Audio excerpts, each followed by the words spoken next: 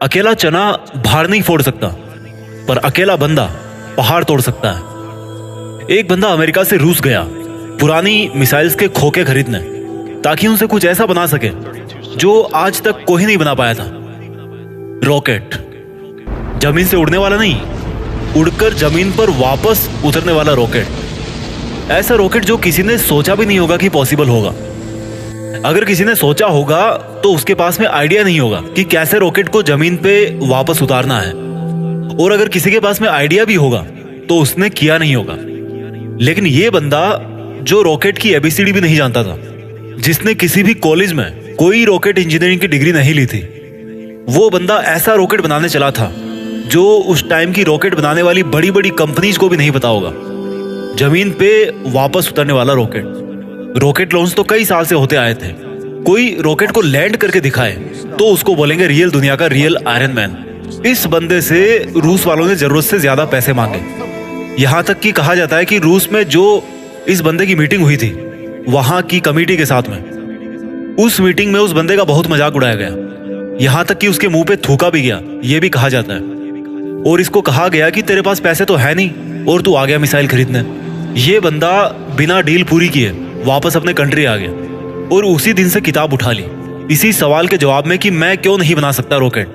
मैं ऐसा रॉकेट बना के दिखाऊंगा जो बहुत कम खर्चे पे अंतरिक्ष में जा सके, और इसके बाद ऐसा रॉकेट बनाऊंगा जो लॉन्च के साथ साथ जमीन पर वापस भी लैंड कर सके। बंदे ने एक के बाद एक किताबें पढ़ डाली और शुरू कर दिया अपना पहला प्रोजेक्ट। सन 2006 पहले लॉन्च के 37 सेकंड के अंदर ही 37 सेकंड के अंदर ही उसका रॉकेट लॉन्च के बाद सीधा जमीन पे आके वापस गिर गया।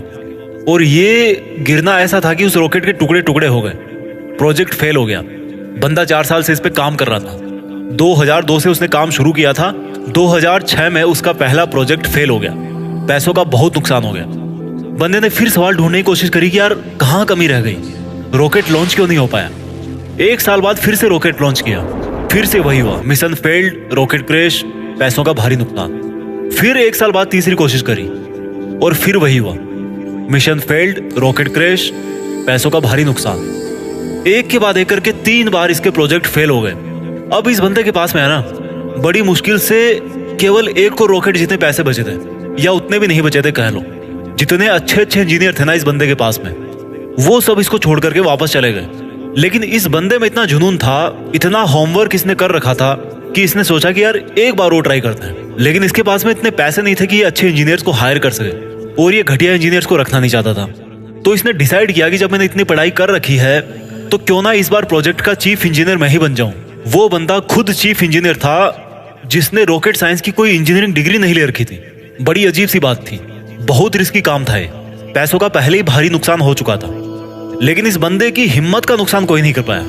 पूरी जान चौथी कोशिश में लगा दी, और उसके बाद में कुछ ऐसा हुआ ना जो आज तक कोई नहीं कर पाया। पूरी दुनिया ने एक नजारा देखा। दुनिया का सबसे कम बजट में उड़ने वाला रॉकेट सफलतापूर्वक लॉन्च हो चुका था। साइंस की दुनिया में ऐसी घटना पहली बार नहीं हुई थी, लेकिन इतने कम बजट के अंदर किसी रॉकेट को लॉन्च करना पहली बार हुआ था। ऐसा करके दिखाया उस बंदे ने जिसको किसी ने रॉकेट बनाना नहीं सिखाया। इस बंदे की कंपनी को आज दुनिया स्पेस एक्स के नाम से जानती है, और इसके रॉकेट में इतनी जान है ना कि नासा भी अपने कई सैटेलाइट स्पेस एक्स के जरिए अंतरिक्ष में भेजती है। जब इस बंदे के 3 फेल्ड लॉन्च के बाद में चौथा लॉन्च सफल हुआ ना, तो सफल होते ही नासा ने कहा कि भाई हमें, यानी कि नासा वालों को चाहिए तुम्हारा ये रॉकेट। और सक्सेसफुल लॉन्च के 2-4 महीनों के अंदर ही डील पक्की भी हो गई, क्योंकि इसके पहले नासा का बहुत खर्चा होता था सैटेलाइट्स को लॉन्च करने में। लेकिन ये बंदा यहीं पे नहीं रुकने वाला था। बोला कि ऐसा रॉकेट बनाऊंगा अब जिसको बार बार यूज किया जा सके।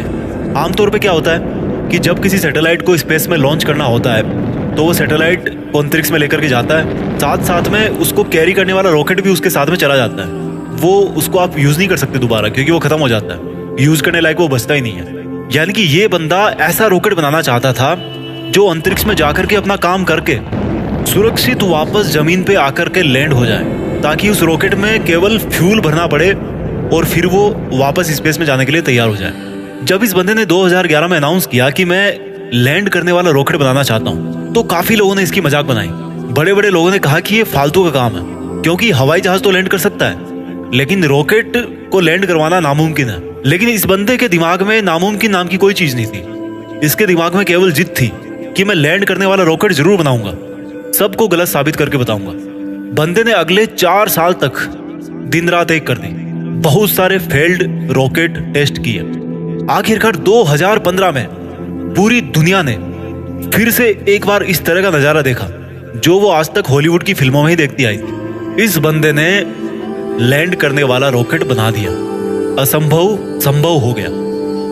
और ये बंदा फिर नहीं रुका। उस अंतरिक्ष में जाने वाले सैटेलाइट कैरियर रॉकेट को इसने पानी पे तैरते हुए प्लेटफॉर्म पर बड़ी एक्यूरेसी के साथ में लैंड करके दिखाया।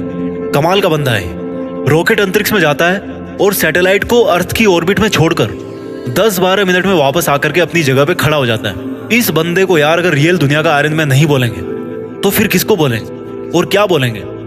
ये वही बंदा था जिसने बचपन में इतनी किताबें पढ़ डाली थी कि एक समय ऐसा आया जब इसके आसपास में किताबें कम पढ़ने लग गई। लेकिन बंदे को पढ़ना था तो किताबों का स्टॉक खत्म होने के बाद में पूरा एनसाइक्लोपीडिया पढ़ डाला।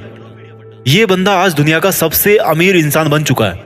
वो बंदा जिसका यह कहकर मजाक उड़ाया गया था कि तुम्हारे पास पैसे तो है नहीं, तुम आ गए मिसाइल खरीदने। आज इस बंदे की औकात इतनी बढ़ चुकी है ना कि वो वैसा कमेंट करने वाले लाखों बंदों को खरीद सकता है। ये सच है, पैसा इंसान को खरीद लेता है यार, यही सच्चाई आज की। और ये बंदा अमीर क्यों नहीं बने? क्योंकि ये डिजर्व करता है। एलन मस्क, नाम तो सुना होगा। इस नाम में जान है क्योंकि इस नाम के पीछे जो बंदा है ना उसके नॉलेज में जान है। कहानी यहीं पे खत्म नहीं होती। एलन मस्क ऐसे बहुत सारे काम करना चाहते हैं जो आज शायद इम्पॉसिबल लगते हैं, पर यह नहीं भूलना चाहिए कि वो लैंडिंग वाला रॉकेट भी किसी टाइम पे इम्पॉसिबल लगता था। इनके बहुत सारे ऐसे प्रोजेक्ट चल रहे हैं जिनके बारे में कोई सोच भी नहीं सकता। इनमें से एक फेमस प्रोजेक्ट है हाइपरलूप, जिसमें जमीन पर हवाई जहाज से भी ज्यादा स्पीड पे ट्रेवल करने का प्रोविजन होगा। ऐसी टेक्नोलॉजी होगी। अब थोड़ी सी जरूरी बात करते हैं। भारत, हमारे कंट्री में दुनिया के सबसे ज्यादा जवान लड़के और लड़कियां हैं, इतने ज्यादा कि कई देशों की टोटल पॉपुलेशन भी इतनी नहीं है। हमारे कंट्री में भी ऐसे टैलेंट की कोई कमी नहीं है। जरूरत है तो सोच को विजन देने की, विजन के लिए आइडिया जनरेट करने की और आइडिया को एक्शन में बदलने की। एलन मस्क का प्लान है कि नियर फ्यूचर में हम धरती के अलावा भी कोई ऐसी जगह ढूंढना चाहते हैं, ऐसी जगह पे अपनी बस्ती बनाना चाहते हैं जहां पर इंसान सुरक्षित रह सके। क्योंकि हो सकता है भविष्य में कोई एस्टेरॉइड धरती से टकरा जाए और धरती से मानवता ठीक उसी तरह से खत्म हो जाए जिस तरह से कई साल पहले डायनासोर धरती से चले गए थे, गायब हो गए थे। और इसलिए इनके फ्यूचर के प्रोजेक्ट में एक प्रोजेक्ट ये भी है कि मंगल ग्रह पर इंसानों की बस्ती बनाई जाए।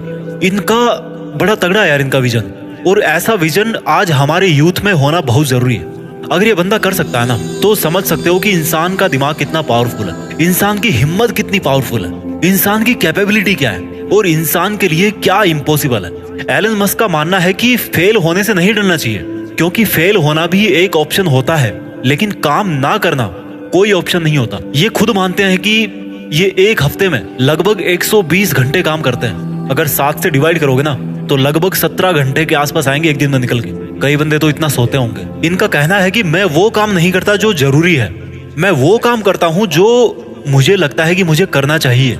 इनके फंडे बड़े सिंपल है यार। ये कहते हैं कि अच्छी स्कूल और अच्छी कॉलेज में जाने से बंदा एजुकेटेड नहीं हो जाता है, क्योंकि मैं कभी भी हार्वर्ड यूनिवर्सिटी में नहीं पढ़ा, लेकिन फिर भी वहां पर पढ़ चुके कई टैलेंटेड स्टूडेंट और इंजीनियर मेरे अंडर में काम करते हैं। ये कहते हैं कि एक्स्ट्रा ऑर्डिनरी बनने का हर ऑर्डिनरी इंसान के पास में ऑप्शन रहता है। इनका यह भी कहना है कि अगर आप फेल नहीं हो रहे हो तो इसका मतलब आप लाइफ में कुछ कर ही नहीं रहे हो। हर जवान लड़के और लड़की को आज ये बात समझनी पड़ेगी कि उनको आज की डेट में क्या करना चाहिए।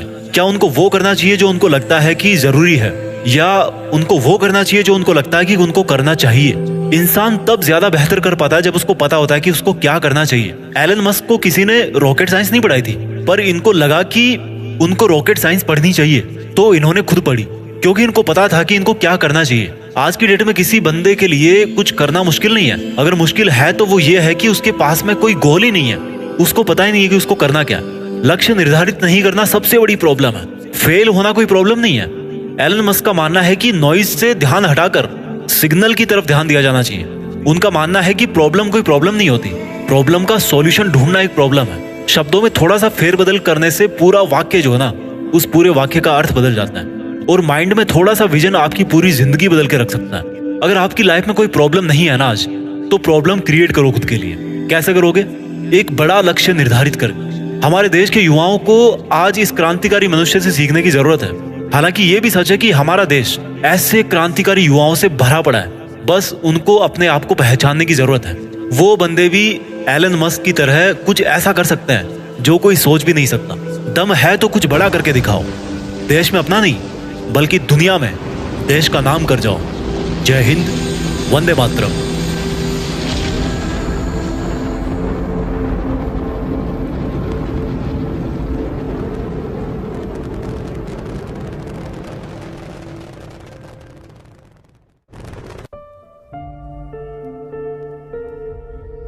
जीत फिक्स।